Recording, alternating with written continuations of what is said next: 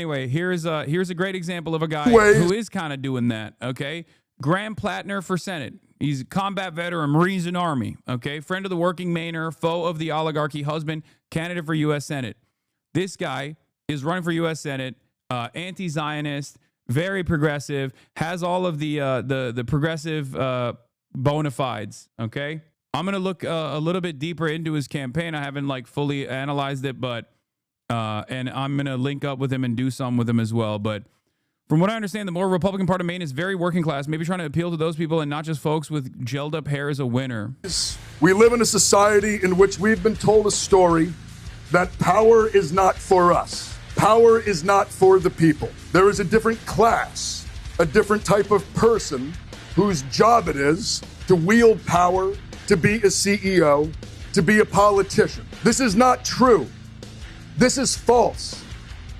Power exists for those who are willing to.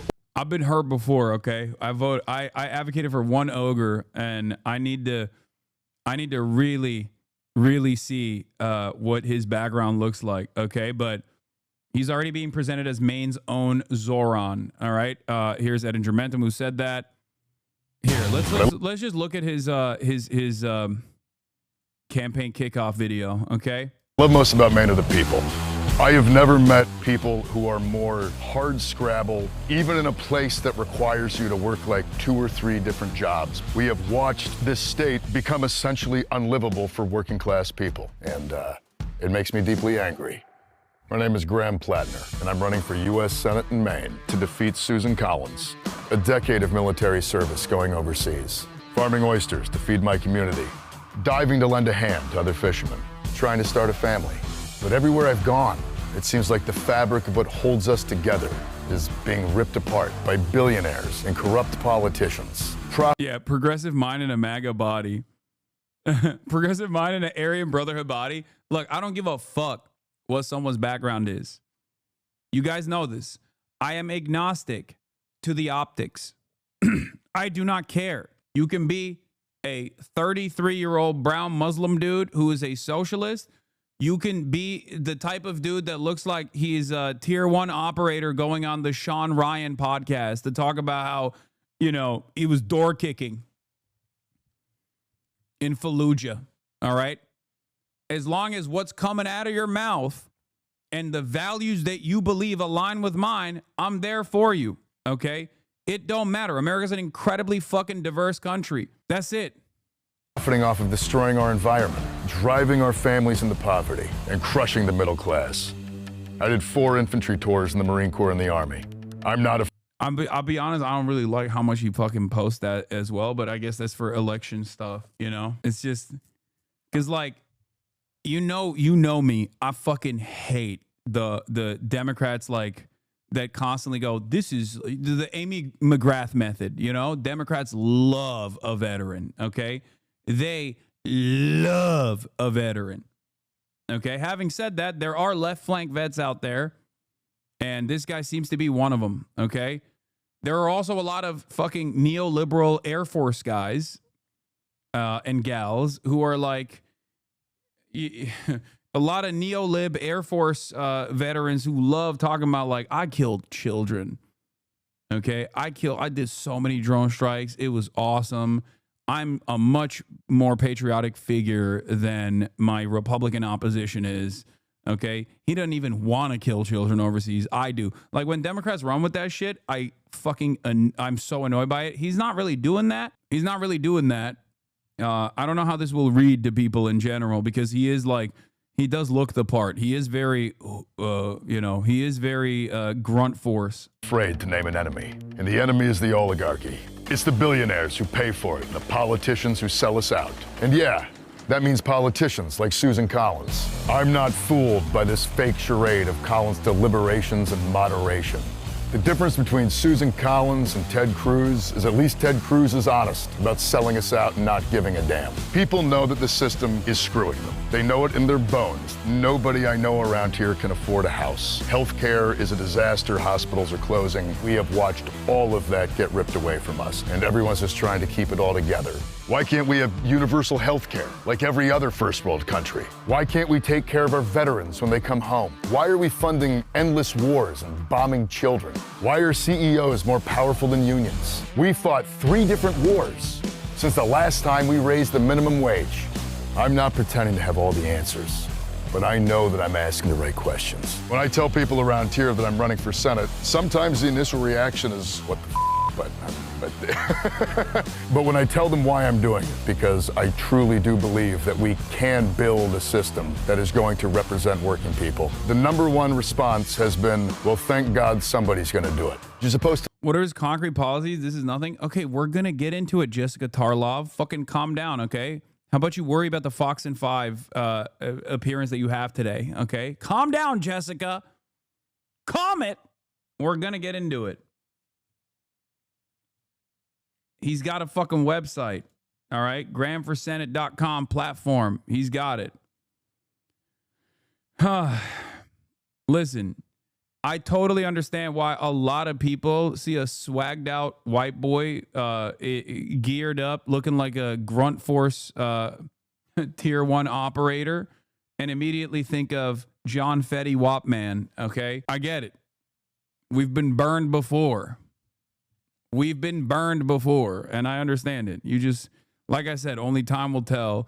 But as far as his platform goes, like, I mean, he's actively speaking out about this stuff too. Like, I mean, look, Graham Plattner to Prem Tucker on Zateo said, there's a genocide that is occurring in Gaza, and at some point in the not so distant future, we are all going to be looking around and realizing that we failed the ultimate moral test of our time. The reason why I'm saying like I'm warm to this person is not because like I'm a bro with progressive ideals, but also because yeah, this is John Betterman.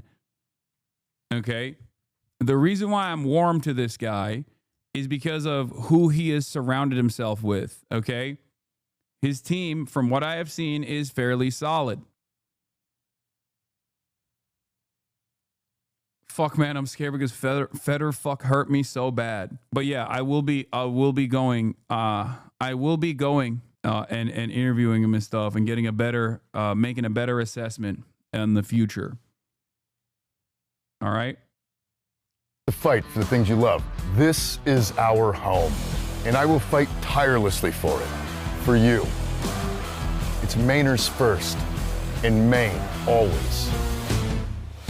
Yeah, okay. Here's a notable section from his policies, by the way. Stop the mass deportation machine. Pass real immigration reform. Rhetorically shows much more in common with pre-Bernie 2016 on immigration than a lot of the modern Democratic Party. Our government is kidnapping people off the streets and imprisoning them in hellish conditions. This is unconscionable. It is long past time for serious immigration reform. Unfortunately, many multinational corporations have no interest in this. They want illegal workers with no rights who they can pay slave wages and abuse at will. I will support a path to citizenship and an end to the mass deportation machine. We need strong border security and a path to citizenship. We cannot do one without the other.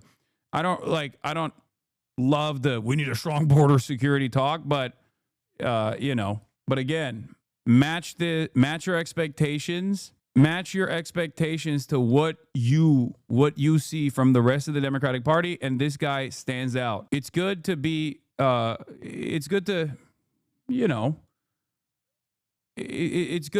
critical and make an assessment off of like everything that they're communicating, but ultimately it's where I stand. Maine is becoming unaffordable for thousands of us. Why? Because we have a government by, of, and for billionaires who are building a billionaire economy that none of us can afford. I'm not just running against Susan Collins. I'm running against the billionaire class that owns her and all of Washington. Even if this is fake, okay? Even if this is like fake posturing, it's good that there is this kind of messaging coming out, okay? This is what every Democrat should be saying, including Pete Buttigieg. This should be the thing that Democrats are fucking screaming from the mountaintops, okay? That's it. That is what they should be pushing all the time. We should not settle for politicians who speak in vague generalities about policy. Here's where I stand. Most importantly, I want to hear from you as this platform grows and develops. Overview. America's entered a new Gilded Age. We have a government of, by, and for billionaires. We have direct consequence of disastrous court decisions capped by Citizens United that have allowed billionaires to buy elections. As a result, they have built a billionaire economy, one that creates explosive growth for a tiny privileged few. for a handful of billionaires and multinational corporations, and inflation, stagnation, and decline for the rest of us. In 1990, there were 66 billionaires in America. Today, there are over 900. When you look around, do you see a community that is over 10 times wealthier than 1990? And so, while my platform spans many issues, I view most of my job as a U.S. senator to do things. 1, to ban billionaires buying elections. 2, to dismantle the billionaire economy in favor of an economy that works for the American worker. For small businesses, for the vast majority of Americans, I will be a senator for all those who can't buy senators. So here's the thing. In order to put together a coherent political campaign, you need to talk about what you stand for. You need to talk about who you want to defend. And more importantly, perhaps, something that is very much missing from the Democratic Party's method of communication, you need to talk about who you despise and who you oppose. Targeting billionaires who are unimaginably powerful figures, but their numbers are minuscule, okay, in comparison to the 99% of Americans, is good. You need to fucking position yourself against villains. Democrats don't do that. They want to suck up to the billionaires, and so they look like they're fucking phony. Ban billionaires buying elections, rebuild our failing healthcare system. Our system for profit health insurance is a disaster. We pay more than any other country in the developed world. Healthcare is a basic human right, not a privilege, not a perk, a right. As a veteran, I'm fortunate to receive quality care through the VA, but Americans should not have to put on a uniform or fight in misguided foreign wars just to get decent healthcare. Every single person in this country deserves good healthcare, no matter who you are. We have rural hospitals closing because of policy choices made by Republicans like Susan Collins. Like, I'll tell you something, okay? Democrats especially, who are guided by fear of fucking up, oftentimes don't take strong positions that they are worried will not reflect positively. Like, they're worried that, like, they'll say something that the media will take on and just, like, yell about. Israel's a great example of this. Some of them are indecent charlatans, and some of them do have this misguided fear that if they speak out against Israel, that they won't actually be rewarded by the population, by the broader population, which they will, 100,000%. But they are worried that, like, people will come and fucking petition their speeches and things like that. They'll get suppressed by all of the different organs that are pro-Israel that have made themselves irreplaceable, seemingly, in the eyes of the DC bubble, in American politics and in the American media system. Okay? I think a guy like this could just, like, very easily also take a strong anti-war position, given his background, to be like, I don't think we should be doing any of these fucking wars at all. I think it's a jobs program, and it's utterly ridiculous how much we are destroying the next generation so that they can get a leg up. These systems, these social services should be provided unconditionally to every single person living on U.S. soil, and that on top of that, the military's focus as a jobs program should be on rebuilding this country and infrastructure projects rather than fucking, rather than constantly waging war and destroying the global south. That is a position that a guy like this could take. Okay? I don't know if that's something that he genuinely believes or not, but that's something that many people would be so afraid to say out loud because they're worried that people will go, oh, you're an anti-patriotic fucking terrorist or whatever. It's not a problem to say these things, especially when you got Donald motherfucking Trump, who presents himself, who has the audacity to present himself as an anti-war guy.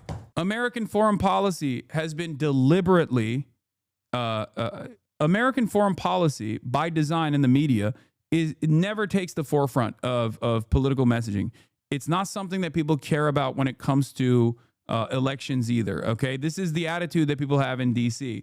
That is by design, because if American foreign policy was at the forefront, people would recognize how violent America is, and people would start asking questions about, like, why are we giving hundreds of billions of dollars to all these other fucking countries, or even waging wars overseas? Like, why the fuck are we doing that? And we're creating a lot of animosity against us around the world.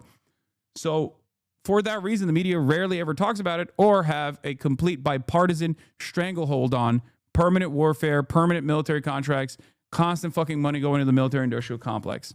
But that has created this very weird position where America as a nation state relies on constant extraction of natural resources from the global south to exist in the ways that it does, to offer the limited amount of comforts that it does to the labor aristocracy, while simultaneously the average American believes that they're anti-war.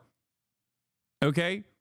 Because if they were aware that this entire system is designed on permanent military conflict, they probably would have, they probably go on either side of this equation. Some would say, I'm being honest, I like that we're fucking killing children overseas as long as I can get a t-shirt for $5. And others would say, I think this is unconscionable. We should actually focus on isolationism, whatever you want to do with that, that ideology. There are plenty of Americans right now, though, that feel like they're anti-war. They're anti-war. And yet no politician sincerely communicates this message because they're too afraid. They're too afraid that we call a terrorist. Okay? They should do so. They should do that. I call it now. This white guy's not a real one. I know that everybody wants to be right. And I don't even fault you for being cynical, okay? I do not fault you for being cynical. Having said that, he has a lot of decent people around him. Though he's a political newcomer, Plattner has said he's brought on board 2 progressive strategists who have experience successfully running against establishment-favored Democrats, Morris Katz, a top ad maker for New York City Democratic mayoral nominee Zohran Mamdani, and Joe Calvello, a former senior aide to John Fetterman. Joe's a good dude. Okay, don't hear the John Fetterman thing and then immediately assume he's a bad guy. Joe's got chops. Former Fetterman guy. Okay, that's not a red flag. Former. Joe's worked for Bernie, and he is not out of like a lot of these advisors. Okay.